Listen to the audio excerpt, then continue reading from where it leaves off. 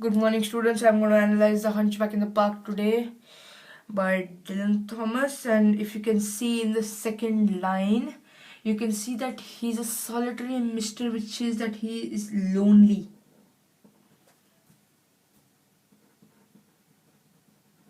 You can even see there are multiple enjambments here.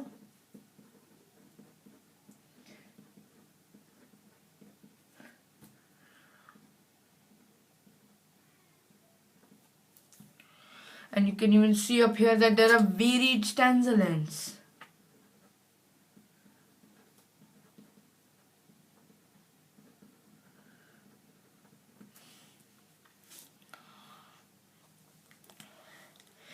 You can see in the next stanza, eating bread from a newspaper and drinking water from a chained cup. From a newspaper, chained cup. Newspaper shows that he is poor, and chained cup shows that he is imprisoned.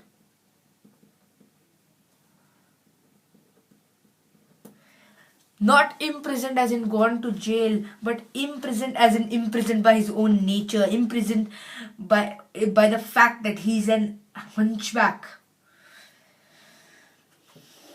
But you can see that eating bread and drinking water are very basic things that a human needs. It's basic. So he's living off a basic life. You can even see that there is a flashback here that they found a fountain basin where he sailed his own ship. So there's a flashback. Or a memory. Flashback or memory. But in the next line you can see that slept in a night in a dog kennel, but nobody chained him up. In a dog kennel still shows that he's homeless. He's poor. But the next line, nobody chained him up, suggests to us that he's homeless and poor by choice, not by fate.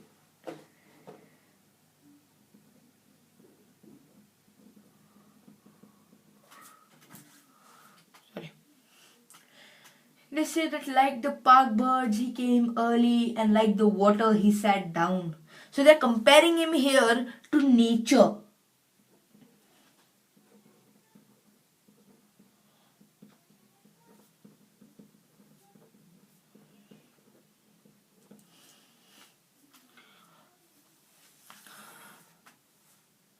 And Thomas has even used a personification here.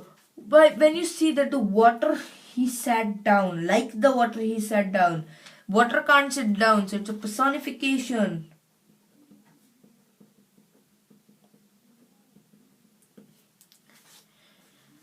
And Mister, they called, hey Mister, means they're making a mockery, they're making fun of him by calling him, hey Mister.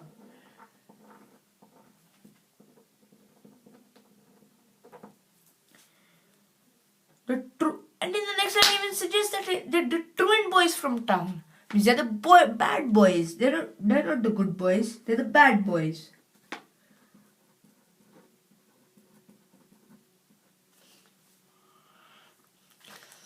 There's an ambiguity here, running on out of sound.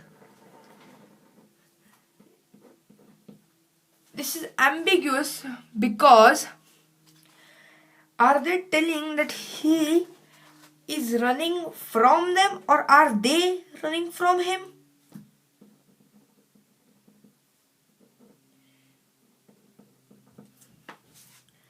Past the lake and the rockery, laughing.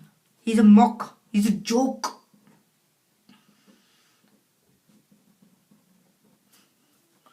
Hunchbacked in mockery. The second line proves that he's a joke. Dodging the park keeper with his stick that picked up leaves. Ambiguity. That is he the park keeper that the children are dodging, or is he dodging the real park keeper? An old dog sleeper, again connecting himself to sleeping in a kennel, showing that he's not free like the swans. And in the line that made tiger jump out of the ice, means show that they're stronger than him.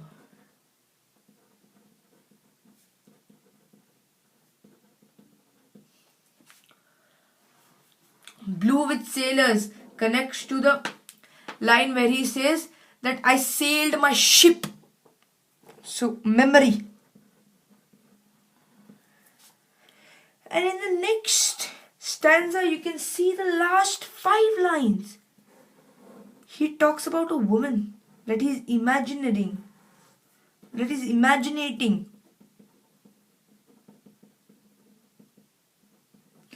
Who does not have crooked bones like he does. She does not have crooked bones like he does. She's free from the locks and chains. Free. But after everything he's gone through, in the third last line, he still says the wild boy is innocent as strawberries. Still thinks they. But you can see that this all changes in the last 2 lines had followed the hunchback to his kennel in the dark.